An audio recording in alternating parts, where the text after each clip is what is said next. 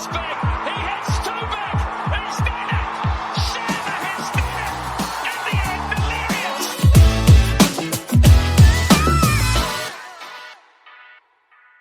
Hello and welcome to the Last Wicket podcast, where I'm joined by my co-host Mayank. Hey everyone. And we are joined today by Aftab Khanna, who's a keen watcher of cricket. And it's so nice to have him here finally. Hey, thank you guys for having me. Wonderful to being on this forum. Look forward to the chat today. Thank you so much for being here. So we'll start by chatting about the T20 series. Did you watch the win, Aftab? What did you feel about that? I was actually able to catch the tail end of the series. So I managed to see, I would say, majority of the last game, although just from a time zone perspective, by the time I woke up, bulk of India's innings was done, but I did catch up on the highlights. I think it was a good series. I would honestly admit going into it, I thought England were favorites, just given the fact that their combination seemed a little bit more settled while we were trying new players. But I was happy to see that the appetite for change and experimentation was there in this series. I think Sky, in my mind, got a chance a little late, but I'm glad he did, and I think he showed his worth. So did Ishan Kishan, which I think was a revelation. It's created more choices for India, but I'm happy that in the top three they're willing to experiment, because I think Rohit, Kohli, and Dhawan there together for too long was just not the right recipe for T20s in my mind. And I know there's a little bit of back and forth going on Twitter right now whether Kohli deserves a little bit of the elbow nudging that he's getting from fans about the 80 he scored, and few of our Twitter friends have opinions on it. But I'm reasonably comfortable as long as in the top five, Kohli is the anchor. I think I'm willing to give him that leeway, and I'm fine if like every 4 games he'll make like an 80 where he takes his time getting to 30 and then accelerates after that. But I don't think we can afford 2 or 3 of those personalities in the top 5. So I'm happy that there's patience with Rishabh Pant. Sky is there. Ishan, I think, should get more games. And I think KL Rahul, I think that they should persist. Hopefully he'll strike form. He has a lot of potential. I think somebody needs to free his mind and he needs to stop thinking about averages and strike rates. And he just to go out. And I think all in all good. I think on the bowling front, it was great to see Bhuvi back. Especially in the last game, he was the Bhuvi of the old, right? Who gave you a lot of control while everybody else was going for runs. So it was a good series overall. I think the only thing that I found maybe a little bit disconcerting is, do India know who their 2 best spinners are in this format? Because I think Chahal went for runs. He seems to be experiencing a little bit of dip in form. Rahul Chahar is okay, but is he going to be there? And then Kuldeep Yadav's kind of totally vanished from this. So that to me, I think is now the only sort of jigsaw puzzle that's left. I think from a batting combination perspective, there's plenty of choices to move people in. Certainly a very refreshing attitude from India with respect to their batting. Mayank, what did you think?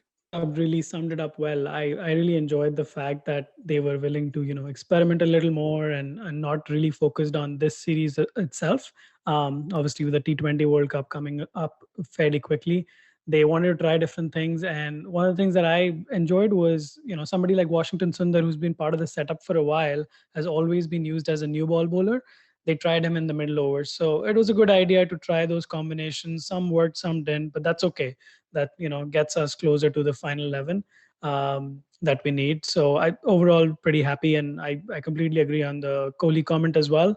I think if it's clarified with, Rohit and the others batting around him that he's the only anchor and pretty much everybody has the license to go from, ball 3 or ball 1, whatever you want to call it, then I think that's a great approach to have.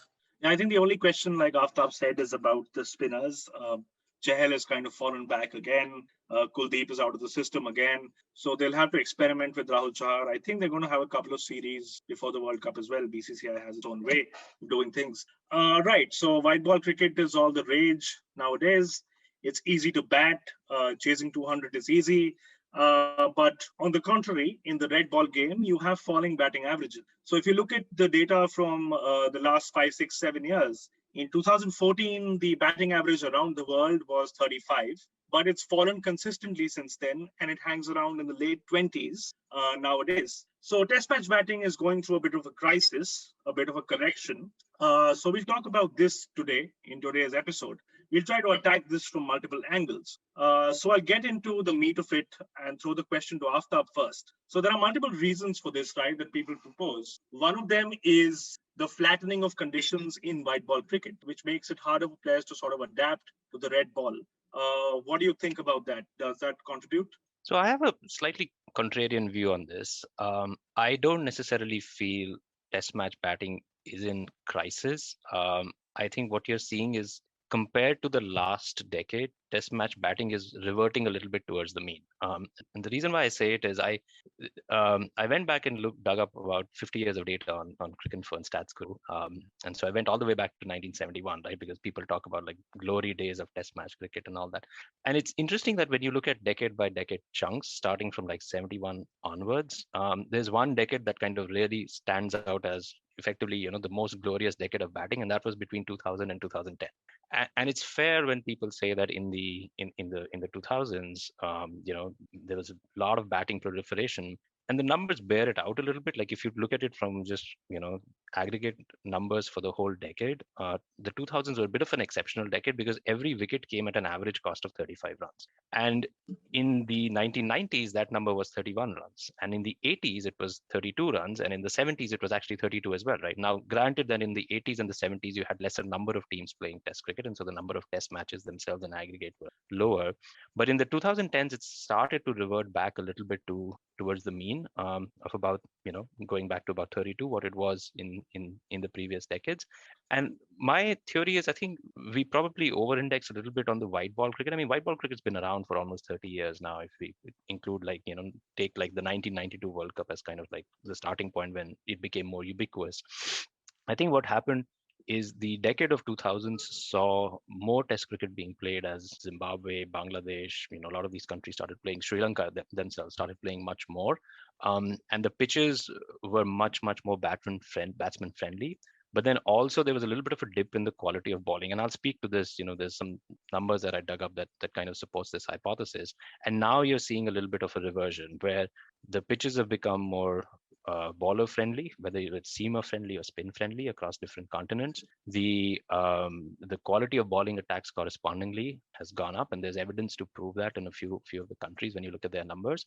And the fact that yes, batsmen are more attacking, not just because they play a lot of limited overs internationals, but they also play T20. And so while the art of defensive batting itself is no longer around the way it was in 70s and 80s. A lot of it has to do not just because the batsmen are not batting well, but it has to do that the conditions are challenging and the bowlers are posing new challenges. And I'll just throw out a quick stat around this, Himanish and Mayank. Right. If you look at, what I did was I looked at data and I filtered for batsmen who've made more than 3,000 runs in Test match cricket every decade from 70s to 2020. And it's interesting to note that in the 1990s, right, you could potentially say 1990s were like the glory days of bowling. 26 batsmen in that decade scored more than 3,000 runs. Out of that, only 35% had an average of 45 plus. So a lot of batsmen were scoring runs, but not all of them were exceptional batsmen, right? And you come to the 2000s, and that number balloons from 26 to 46, right? And 60% of those 46 batsmen had a 45 plus average. Right? This is the era of batting in 2000. And then you come back to 2010, and that number has now gone down to 33, right? And only 42% of the batsmen have 45 plus average. So this is in the past decade. This is in the past decade, in 2011 to 2020, right? And Right. so that's why I'm saying there's a little bit of a reversion to mean. The runs per over has kind of remained more or less same when you look at it from a decade per decade perspective. The 90s were a little bit slower. Batsmen were scoring at about 2.8. It stayed at about 3.2 between 2000 to 2010 and then the next decade. But I think what you are seeing is the bowling attacks have become better, and the pitches have become a little bit more juicier and spicier. And of course, there's an element of T20 and the fact that now when you go overseas, you don't have a lot of time to acclimatize, and so sometimes you get caught. Right. So we'll talk about all these things in detail. But Mayank, do you have something to add about this? Yeah, absolutely. I think, as you said, Aftab sort of hit the nail on the head, because a lot of those factors are key to think about as we unpack this, and we'll definitely go into detail into a lot of that. But the one other thing that I've sort of thought about anecdotally in the last, say decade, is a lot of teams are becoming specialized in the sense that England, for example, and they're probably the leader in this, where they have a very, very different white ball team versus a red ball team. And even in India, if you think about it, there's only a couple of players who overlap. Think about, obviously Kohli is one of them. Rahul has been in and out, so I won't necessarily count him. Same with, you talk about the big names, Joe Root, Babar, Smith, Kane Williamson. These are some all format players who are pretty much playing everywhere. But other than that, the teams change quite a lot. So to say that limited overs has had an influence, I don't necessarily buy that argument just yet. And I think some of it is due to some of the wonderful points that Aftab mentioned. Yeah, this is a cliche we hear often, right? That because batsmen are attacking more in cricket, they can't defend. Now, this brings me to my next point, because Virat Kohli also recently said in a press conference that batsmen don't have that defensive mindset anymore. I have a little data about defensive shots and defensive technique. So thanks to Freddie from CricViz, I know that defensive shot percentages have remained stable over the past few years. However, your chances of getting out to defensive shots have increased in the last 4 or 5 years. Now, I also know that the percentage of boards and LBWs is increasing from about 2015 to 2019. And I also know, courtesy Cricketing View, he has a little Hawkeye data. I know from him that the strike rate of balls hitting the stumps has decreased. So that means if you're a pacer, you have a higher chance of getting a wicket if you bowl at the stumps recently compared to the previous eras. So where does this leave us in terms of the technique of defense / the mindset of defense? Has that changed, Aftab? I think I'll make a couple of points on that. I mean, first, I would say Virat Kohli is brilliant at giving some of these lines to the press in his press conferences, right? He'll come out after the defeat and say, "Oh, we didn't show enough intent," right? And that's just everybody just wants to hear that, right? He's great at getting the monkey behind off the back, and then sometimes he'll lose and say, "Oh, people don't play defensive batting well," right? So I firmly believe, and I think Kartikeya on Cricketing View has said this before. I think he does it intentionally. On your other point, jokes aside. I wonder how much impact DRS has made in the last few years, right? I think bowlers probably now actually have an incentive to hit the pads and the stumps and get more results in their favor compared to what was happening before. Now, this is a hypothesis. I don't know what kind of data we need to. Karthik Krishnaswamy wrote about this, and spinners have a higher chance of getting LBWs now post DRS, but pacers don't. So for pacers, the number is the same. But for spinners, it's increased. So go on. Yeah. And I think also the tendency, Mayank brought that point about cross-format players, right? And that breed is a little bit limited. And it's fair to say that breed does well, right? If you look at least the last 2 decades, as I said, if you just take that cut of batsmen who've scored more than 3,000 runs, the ones who come out at the top are cross-format players, like the Williamson, Smith, Kohli, right? What you have apart from around them are people who are kind of keep coming in and out of the side. And I think it's there that you might notice some of the challenges that come with switching on that defensive technique and switching it off, right? So somebody like a Pujara can be totally switched on in a test match, right? And he's sort of iron tight.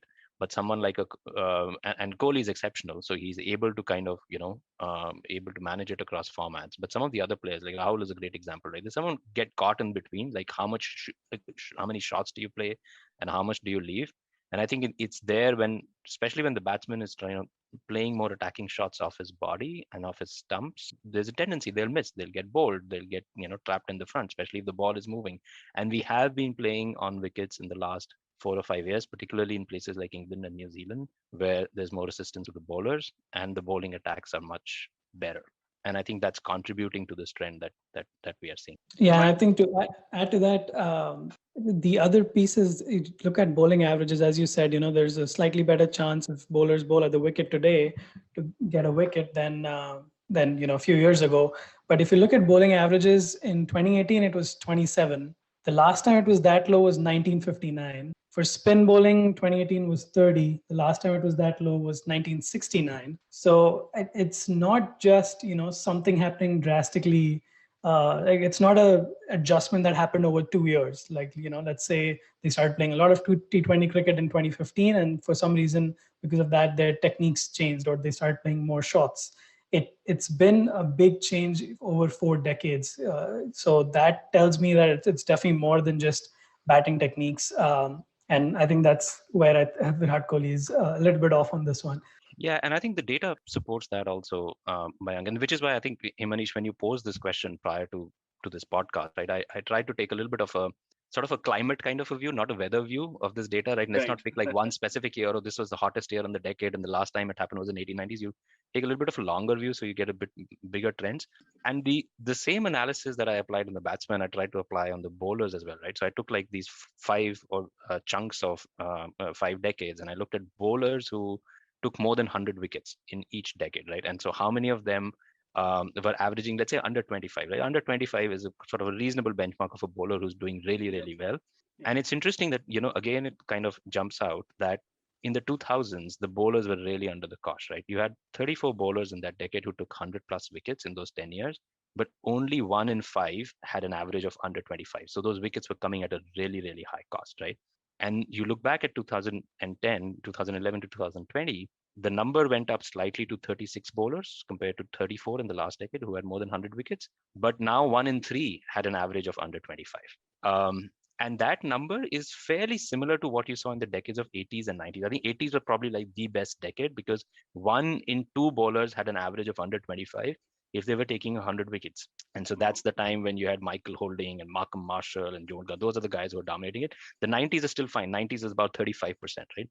But that's what I was saying. You're kind of seeing a little bit of a reversion to the mean after like an exceptional decade between 2000 and 2010, when a lot of factors were combined in batsmen having a really, really good decade and the bowlers. So I think one of the other questions that comes to mind as we're discussing, bowling averages and how they've gone down is the deepening of bowling attacks. I don't think, 20 years ago or even 10 years ago for that matter, they were as good fourth bowlers in each of these lineups. So Himanish, I'll go with you first on this one. What are your thoughts about that? How has that contributed? Yeah, so my example for this is that your fourth bowler would not have been Neil Wagner 20 years ago. He would have been Chris Harris. Yeah. So there's definitely, so if you look at least the top 5 sides, right? So Australia, New Zealand, India, Pakistan, England, they've definitely got a better rounded bowling attack now. And what that does is that there's no let up when you're batting. So bad balls are harder to come by. And there is a theory which I agree with as well, that the outcome of a test match or a test series is basically dictated by what the bowlers do. Because test cricket is where the batsmen react to the bowlers. So if your bowlers are good, it's inherently harder to score runs, no matter how good you are, which is what we saw in the recent series as well. On a pitch like that with good bowlers, you couldn't do anything. So I think because of that, so that is a contributing factor, that you have deeper bowling attacks everywhere. So if you count these, England have James Anderson, Stuart Broad, then they have someone like Vokes who can murder you in England. New Zealand have Jameson, Southee, Bolt, Wagner. India have a great pace attack and spin attack. Australia have 3 phenomenal bowlers. So it's very hard to get sort of an opening for anyone. And I think that contributes. And we slightly tend to underrate current bowling because we sort of judge past bowlers by their whole careers and label them legends, whereas current bowlers will become legends later, but they already are doing that stuff today. And we don't see that because we don't zoom out. So I think bowling quality in general is on an average higher than the past 2 decades. And we sort of don't take that into account. And I'll add a couple of numbers actually to that. So I went back and I looked at how the teams have been doing. And to your point, you gave the example of New Zealand, right? In 2000s, between 2001 and 2010, New Zealand won about 40% of their tests, and that number has gone up to 57% in this, right? Now, not all of that is accountable for the fact that suddenly the pitches have turned green. I think it's because of the fact that there are 4 high-quality bowlers who are coming at you at all the time. We spoke about India, and it's interesting that in that decade of 2000, right, the Ganguly, Dravid, Dhoni decade, India were winning 1 out of every 2 test matches, like 48%. Now you come to 2011 and 2020, where you have Ashwin and Jadeja complemented by a really, really good fast bowling attack that knows how to bowl with the old ball on dry surfaces. India have won 77% of their games. It's a staggering percentage, but by far, these numbers for India at home in 2010 in this decade compared with what Australia used to do, win 70% of their games at home, right? And then I looked at another interesting team, which you don't think of a lot these days. So I went and looked at West Indies and how their numbers were, right? And you have the situation now with West Indies where you can say there are reasonably three good bowlers when they're playing at home, right? There's a Holder, there's Gabriel, who's like in the support act, Alzari, Joseph, right, and there's Kemar Roach. West Indies between 2000 and 2010 won 18% of test matches at home. That number has jumped to 38% in the last decade, right? Wow. Just goes under the radar, you don't notice it. But again, it's because of that depth in the bowling that's allowing them to be more competitive at home. So yeah, I think the fact that you can put out a very good bowling attack when you're at home, that doesn't give the opposition a let up, is contributing to it. And I think the reason why you're seeing a team like India doing well is because they can take that bowling attack and make it do equally well when they go abroad. And in the last 5 years, that's kind of been the source of. I'll put out a Right. question about India here to you, because there is a section of people that says that, and I sort of believed in it for a while, that visiting batsmen are still not good at playing spin. So no matter who you put out to bowl, they will falter against spin because their basic techniques are faulty. And they haven't rectified that because they don't consider conquering the subcontinent a big enough goal or something like that, right? Yeah. So do you think the ineptitude of visiting batsmen against spin, especially in the subcontinent, has a role to play? Or do you think that's not an I wouldn't go to that extent. I think you have to take into account that when you are playing overseas, right, you will not have all top six batsmen doing well all the time, right? There's a reason why some batsmen are really, really good, and there's some batsmen who are kind of second tier, and that's because the ones who are at the top are able to adjust their game everywhere, right? And you will have exceptional periods in between when you will have teams who will have at least 3 or 4 batsmen who are really good away from home, right? Australia were one such team between maybe 2002 or 2005, and they were winning literally 60% of their games away from home, but they've fallen sharply. So I don't necessarily buy.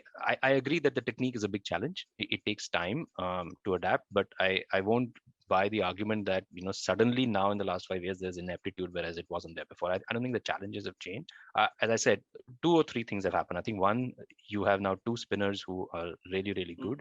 And if you give them conditions, like what you had in that 2015 series against South Africa, right? Or you give them an Ahmedabad kind of like wicket, there's really no getting out of it.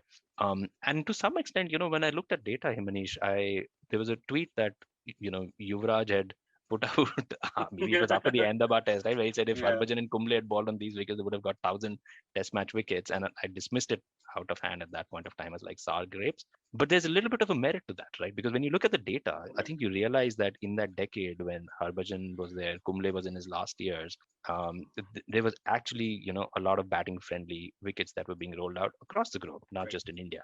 Right. And in this decade, you've started seeing that we've had series where there have been at least 1 or 2 pitches that have been very spinner friendly. You go back to 2013, the series against Australia. You go back to the 15 series against South Africa. You come back South now Africa, to this series, right? But it has also been complemented by the fact that Ashwin and Jadeja have been supported by 2 or 3 really, really good. And I don't think that was the Right. case. I think Zaheer was the one before that. So I think that's given India more teeth, even at home. And as I said, I think we fail to account for that when compare batsmen from that golden generation of, I think 2000 to 2015 is the chunk that you're looking at where batting was easy. And then the past 5-6 years have been difficult. So we sort of fail to account for how bowling quality is increased.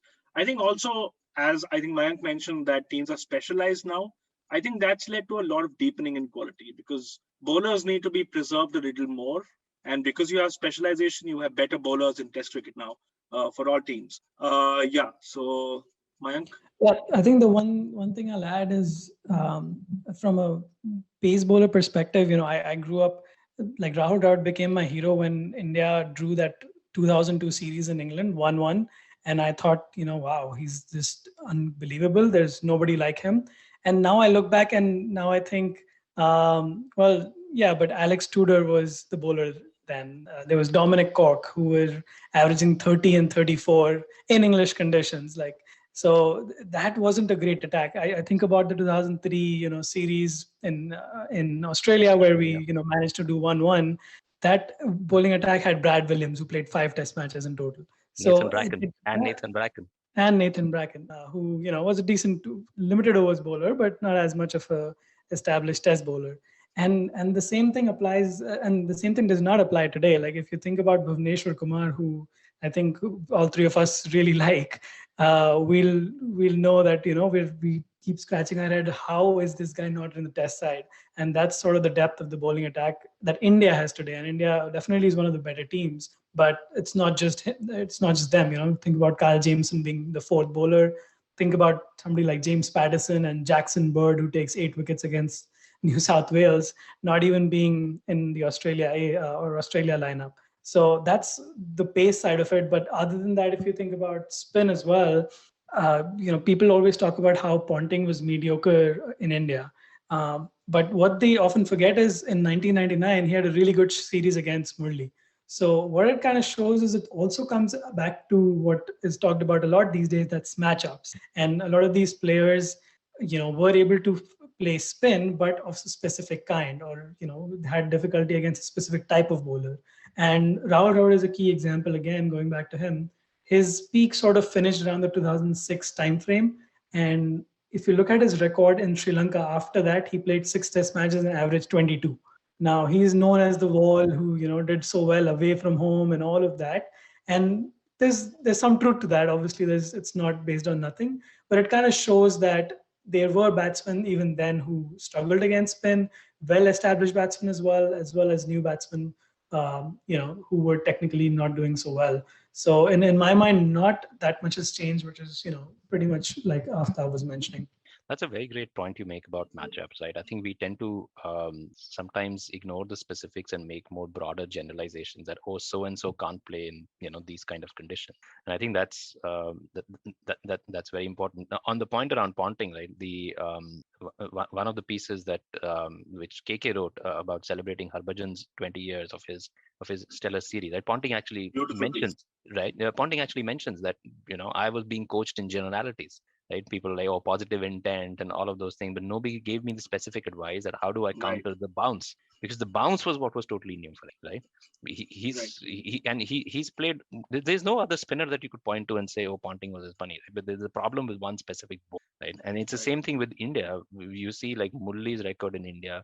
He's averaging 40 plus, but when they went to play Ajanta Mendes for the first time, nobody really had a clue as to how do you pick this guy, how do you play against him. So I think that's a very valid point. And you could potentially, I would blasphemy, but I would say like you could make that point about Tendulkar against Anderson, figured out a way to play Anderson throughout his career. Agreed that Anderson's peak coincided with him kind of literally terminating his career. But you, on that single basis, you will not say that Tendulkar didn't know how to play in England. It's just that he didn't know how to play one particular ball. Right. That's a fascinating point, because we talk about matchups a lot nowadays in T20 terms, but the specific dynamics of the batsman versus bowler matchup, like the physical things happening on the pitch, they are much better determinants of what will happen in a test match, because that's all that matters. So we should talk about these specific matchups more in test cricket. So I think we all agree that the bowling attacks have been better. We don't have somebody like Saurav Ganguly being our second pacer anymore, and I'm grateful for that. Would not be able to wake up at 5 to watch that. But I think the other question that we've kind of alluded to a little bit is how much worse are the bat conditions as far as batting is concerned in Test cricket these days. So Aftab, I know you've talked about a few statistics, but anything else you want to add on that question? Yeah, so I tried to see when you talk about like overseas batting, right? How well? So sometimes we say, okay, how well are batsmen adjusting and how well are they performing in those conditions? So I looked at two specific countries. I looked at New Zealand and I looked at England. Similar conditions, and my hypothesis was that it probably takes a little bit more effort getting used to those conditions, especially depending on time of the year when you go there. Australia, I would argue, over the last year or last sort of decade or so, yes, there's bounce, but there isn't so much lateral move, right? So I looked at the last 3 decades, starting from 1990, and I tried to apply a cutoff of overseas batsmen who scored more than 300 test runs in a decade in that country, right? I went with a lower cutoff earlier of 200, but then that's giving you some tail enders who somebody might have had like a random knock. But it's interesting when you look at both England and New Zealand, and this goes back to our point about not just the conditions but the bowling attacks. So England in the 1990s, right, 36 batsmen had more than 300 test runs visiting batsmen. This is like Lara and even some Pakistanis who had a couple of really good tours. And in 2000, that number stayed the same. 35 batsmen from overseas countries had more than 300 test runs. And in the 2010s, that number is down to 25. And if you look at New Zealand, it's very much a similar story. In the 90s, there were about 18 batsmen who went there and had 300 plus runs in the whole decade, overseas batsmen. In 2000, it's about 16. And then in 2010s, it's come down to 2. And again, I think this goes back to the point about the quality of the bowling attack, because if you look at England, the last decade has been Broad, Anderson, complemented sometimes by Tremlett, Bresnan, Vokes for the last 5 or 6 years, right? And so it's not just the first 2 bowlers, but it's the third bowlers. But the quality of the first 2 bowlers is also so much different compared to what it was in the last 20 years before that. We are talking about bowlers who've taken 500 plus tests, and it's the same Right. in New Zealand. And it's also true that teams now take much longer, and it's harder for them to adjust when they travel. Like even teams that earlier had really good records when they were traveling have now started to struggle. So Australia, for example, were winning 58% of their test matches in the away from home in that decade of 2000 to 2010. And that's come down to 33% in the last decade. South Africa under Graham Smith, especially in that 2005 to 2010, 11, 12 period, was really, really good. They were winning 40% of their games overseas, and that's come down to about 30%. And I don't think that number is going again for them anytime soon, right? So I think, as I said, it's sort of multiple forces coming together. But yes, the other thing I also wanted to sort of explore, and I didn't get a chance to get a lot of data into this, how many players are playing county now? Because if you remember in the 90s, right, you had this proliferation of overseas players who would go and play county. And I don't know how many people go and play county anymore, because where is the time? You would much rather invest time in playing in it and being financially secure rather than going and playing county, sort of got your like in New Zealand. I think that's another maybe hypothesis that's worth it. Yeah, so there's a couple of points here that I want to add to your point. When you look at the home batting averages over the past 2 decades, they've remained sort of stable, but away batting averages have gone down. And which brings me to my next point, because there's this very good book by Mike Jakeman called Saving the Test. And he sort of talks about 5 or 6 reasons why the quality of test cricket was going down. This was 5 years ago. So one of his chapters is how the shortening of the tour has led to a drop in the quality because you don't get enough time to adapt, and which is what you said as well. And again, I totally agree with you that there's no time to sort of work on your test match batting because you'd rather go to a league and play there, or you'd rather play some white ball cricket. And I think that's contributing to the drop in quality as well. The lowering of the away batting averages also tells me that maybe teams have become better at sort of utilizing their home condition in terms of deeper attacks and more skill, right? It also depends on who you play in your touring games, because Right. what you used to go to England, right? And in the old times, you had an itinerary where you start off with a combined universities 11, you would play 3 county games. Right. Finally, you would reach the first test match. I think, if I remember correctly, like until at least the 1996 India tour, that pattern was kind of still there, right? And after that, it sort of vanished. It's vanished for everybody. And there's no time nowadays to and do there's that. no time right now. And you go and you probably play a 2-day game, and there's no guarantee that the opposition's even going to give you a decent 2-day game, right? You're not even most of the times playing against a state side. Right. So like I remember in '99, India went and played a tour game in Australia against Queensland and got thrashed. We were like, oh my God, what are these guys going to do in test matches now? But who were they playing? Right, they were playing like in Australia, emerging cricketers where Rishabh Pant smoked like 110 overs or something like that. So that's the other thing, right? You don't get enough practice, and the one that you get is not against enough quality. And I think, jokes aside, again, that point's been mentioned actually, maybe in one of Kohli or Shastri's press conference. They would much rather prefer just be in the nets rather than playing a substandard opposition out on the field. Right. They've said this multiple. Yeah. I think the one aspect which doesn't necessarily touch upon this, but I firmly believe in, again, this is not based on data, but this is just a hunch that I've always had, is in general, I believe in evolution of players in the sense that they just get smarter, harder working, physically more gifted. And I think this is not related to cricket or test batting. And I think it is related to sport in general. And I think that gets talked about not as much. So my hypothesis is that the average test batsman today is much better than the average test batsman, 20 years ago. And obviously that's not to say that, an Ajinkya Rahane is better than Sachin Tendulkar or whatever, but it's to say that the cream today is probably slightly more gifted than the cream 20 years ago. And there'll always be, the oddball exceptions like Tendulkar or like Lara, who you can't really say that confidently about. But pretty much everyone else, like I think I feel comfortable in spite of being, Rahul Dravid being my ideal. I feel comfortable saying that Pujara has done more than Dravid ever did.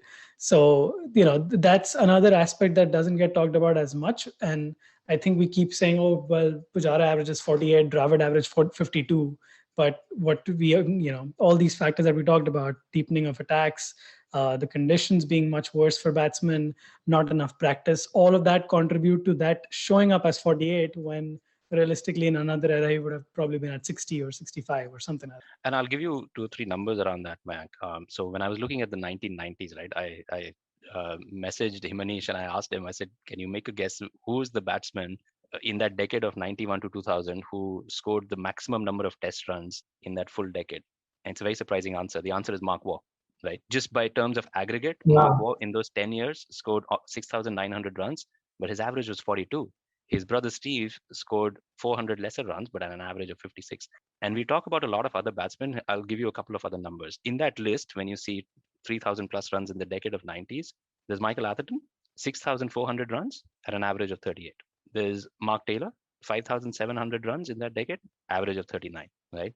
And that list also includes somebody like a Graham Hick, 3,400 runs at an average of 32. And I don't think you would see those kind of numbers, in the current decade, partly because yes, someone like Hick would not be persisted for so long with those kind of returns, and partly because Atherton and Taylor survived as opening batsmen, true, against some very good bowling, but they were there for a really long time. Today you lose patience with those kind of returns from an opening batsman very quickly, right? That would go away. So I think that's where, like, when we say, oh, greats of the past and current era greats are not that great, we just need to take it with a pinch of salt and apply the numbers. I completely agree. And I think the openers in particular have a very hard time today in my mind, because I was watching the 2018, England tour where India went and, we got, it might, from scoreboard, it might look thrashed 4-1, but it was actually a much closer tour than that. And we saw Dhawan and Vijay, playing those games and not scoring a ton. And then in the 5th game, KL Rahul came in and scored a century. And everybody thought, this was much needed. I don't know why he didn't make this change 2 games ago. But the truth is that in 2018, the average opener scored 22 runs in an innings. So, like, even though it sounded like Vijay and Dhawan were doing really poorly, I think the team also understood that the conditions were very bad, which is why they gave them somewhat of an extended run.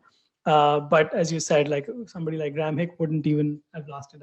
And Vijay, interestingly, right, if you look at the last 10 years, if you look at Vijay's numbers, right, Vijay scored about 3,400, 3,500 runs, but his average is in that Atherton Taylor league, right? He's in fact slightly above. He's close to about 38, 39, right? He'll never get talked about in those same terms. And the only player I could find who gave me a little bit of a throwback to the 90s in terms of numbers is Johnny Bairstow. He's kind of batted all over the English order.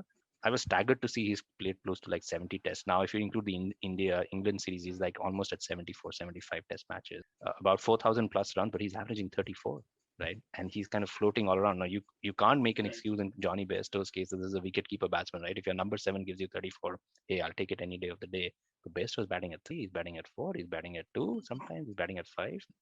That's again an interesting take where England have persisted, although you could question like to what ROI has that gen. England have some very weird selection policies, especially with respect to now keepers. With the rotation, sometimes you don't even know, right? You have to persist. So this is an interesting point about it also comparing. Sorry, Mayank, go on. No, just finishing up on that point about England being, strange in their choices sometimes. It reminds me of their last coach, the name slips my mind, who thought that Jason Roy would be a good idea for the Ashes. So that tells you a lot about their mindset during that. And that's a completely different, mindset now that, think about Dom Sibley opening for them. So yeah, they've definitely had a few changes of mindset in that time frame, and looks like Johnny Bairstow sort of persisted through that. Right. So this point about sort of comparing batsmen from different eras is often talked about, right? And I maintain that for whatever factors we've discussed, we should sort of try to take it with a pinch of salt and try to compare batsmen while keeping these things in perspective. I wrote an article for Cricinfo last year, and I'm going to read off that some numbers. So what I did was I took the average batsman in a 4-year period, and I took the top 5 batsmen by batting average and took their average. So how are the top 5 sort of performing compared to the average batsman? And so the average batsman from 2001 to about 2016 averaged about 39, 38. This is a specialist batsman, top 7. Whereas the top 5 batsmen by average in those periods, they all had averages of about 62, 63, 61. In 17 to 20, in that bracket, the average batsman averages 34, would drop about 4 runs.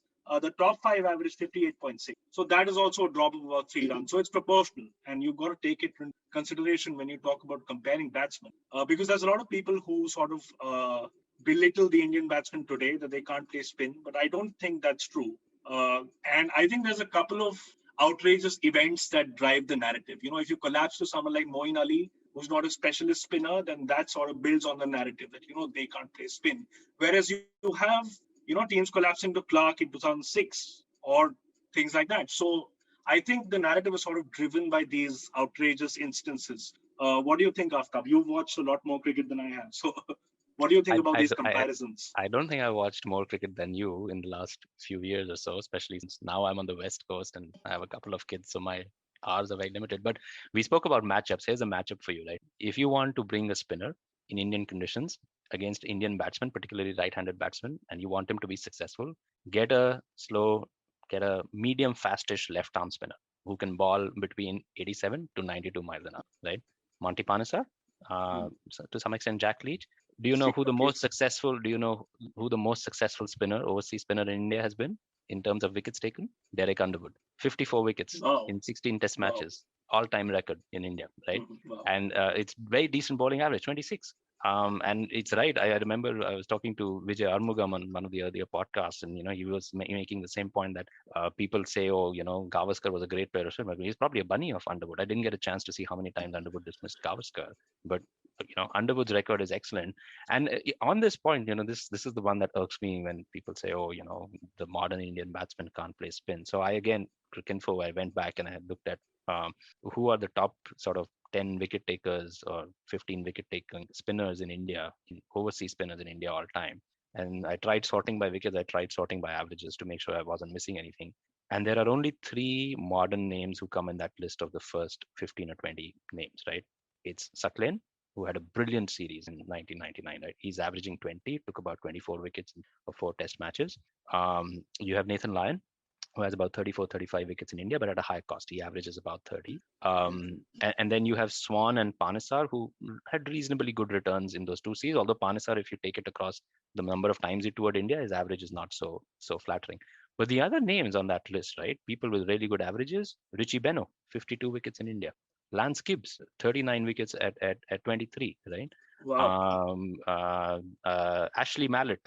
Does anybody remember Ashley Mallett? Came in 1969 with an Australian tour, the series that they won. 28 wickets at 19. And that's a lineup of Pataudi, Jaisimha. Gavaskar's not there yet, but right, you're talking Vishwanath, right? Really high quality people.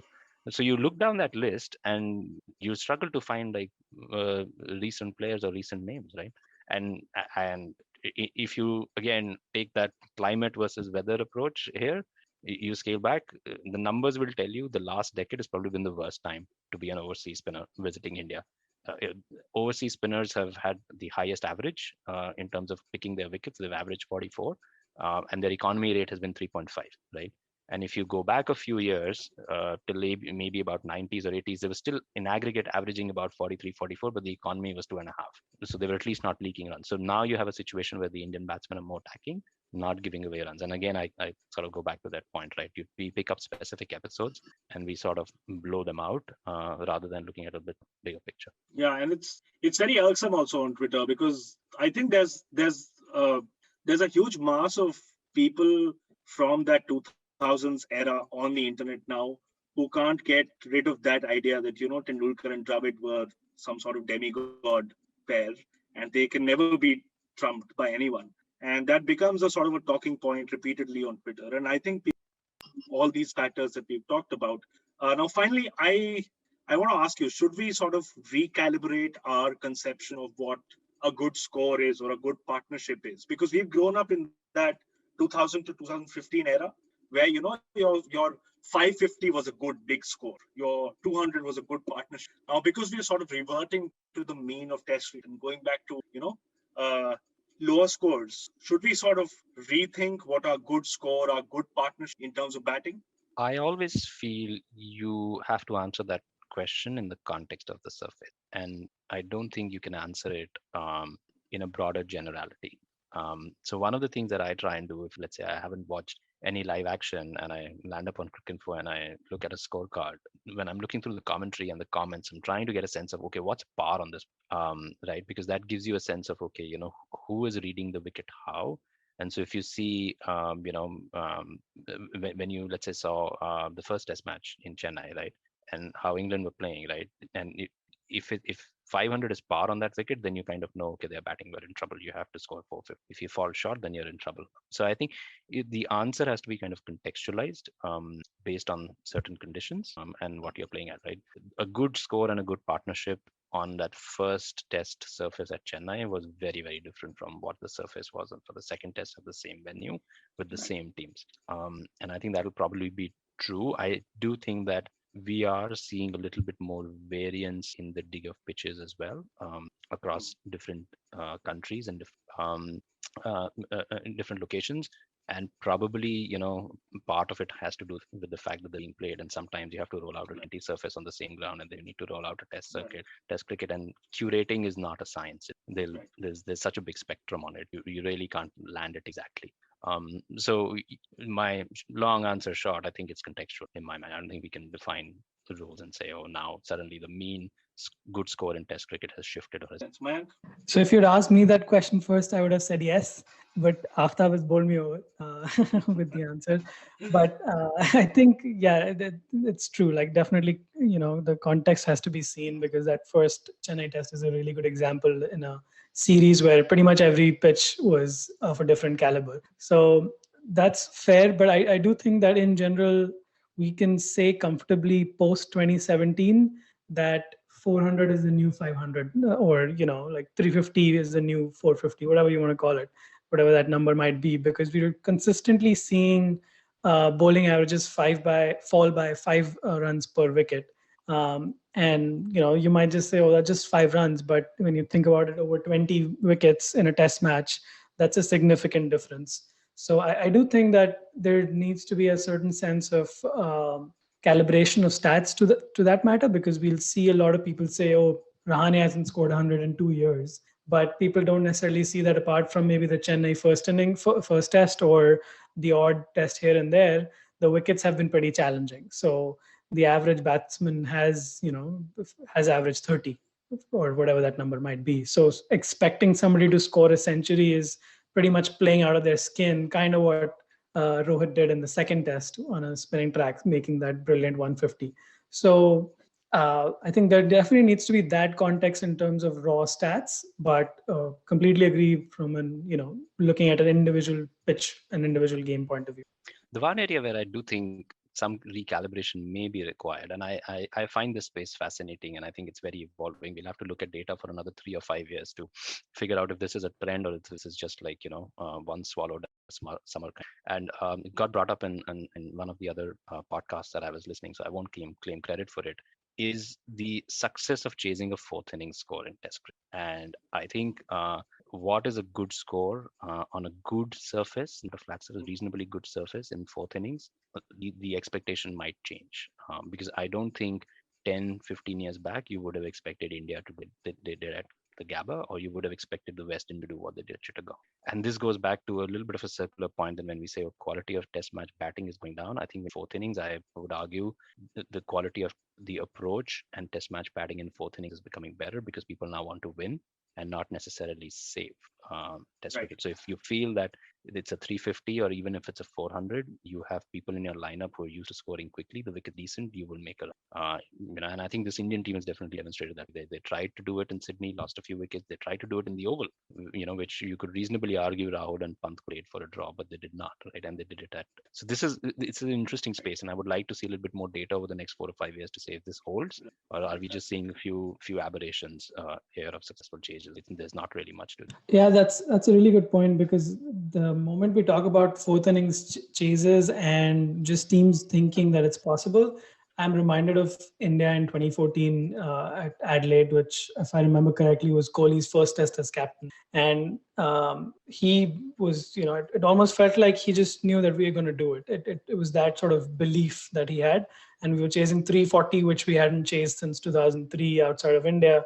We'd not chased more than 200 successfully since 2003. So like even then, like we saw that trend starting, and obviously now after 6 years of trying that on a fairly regular basis, we're starting to see some success in the Indian setup. But we also saw West Indies do that a day later or 2 days later in Bangladesh with the second string side. So I definitely feel that there will be scope where teams will have to think about declaration a little more carefully once they realize that there are these batsmen out there who are technically sound enough to play out the good ball, and then once the ball gets old or the bowlers are a little tired, exploit them enough to chase quickly and get these 300 type targets. I feel like obviously Rishabh Pant is an Indian example that comes to mind, but people like Nicholas Puran and such talents are there in every team. They may not have made their mark the same way that Pant has made so far, but there's a good chance that that's going to happen over the next 2-3 years. And to Aftab's point, we'll see that happening more often. I think you can almost argue that T20 cricket has sort of improved Test cricket because now you expanded those possibilities of shot making. And if you look at the percentage of caught dismissals, they haven't gone up. So it's not like, people are playing rash shots all of a sudden. It's not like that. I know a lot of people tend to blame T20 cricket for that, but I think T20 cricket has sort of improved the range of shot making and the range of possibilities in Test cricket. And sort of coupled with the conditions becoming more difficult, this has put Test cricket in a very fascinating space right now because the battle is sort of balanced now, where your batsmen can chase down those 350s, but you have good conditions and good bowlers. So we've talked about 5 or 6 factors. In conclusion, Aftab, what would you like to say? Like a summary of what we talked about and what really matters to Test batting. Well, to your listeners, I would say look at the climate, not the weather. And that's also, I think, you would appreciate it, Manish. I mean, you put on the statistician's hat quite a few times, right? But I think in summary, I would say you have to look at broader before sweeping generalizations. I think we are at a unique point, and there's a very famous line which I read in another book that what you see depends on where you are standing, right? So if you change the point at which you are standing, your would be different. So we are at this point where we are right now living in an era where you have 4 or 5 teams with really, really bowling attacks. You have pitches that are bowler friendly. And so we've suddenly gone to this hypothesis that there's something wrong with the batsman, which may not be the case. And it might be that if you're having the same conversation in 2025, that era would have passed, right? And beyond maybe 1 or 2 teams, the bowling attacks are not so deep, which was what the case in the first half of the decade of 2000s, where only Australia had a reasonably good bowling attack. And till they ran into England in Ashes in 2005, they were just steamrolled. So we have to be mindful of the fact that we are under a set of unique circumstances, and we don't know how transient or permanent they are. So that's the other thing that we should caveat ourselves by. But I fundamentally agree with you. And I think, yes, the way the batsmen are coached and trained is different today. They're more aggressive. They play more shots. That's why you see more fourth innings runs being chased. That's why you, a higher strike rates or higher average. But it's also true that the bowlers have more skill. They've been asked to add to their repertoire of skills due to T20. So T20 has definitely added skills on both sides of the equation for all the participants in the cricketing ecosystem.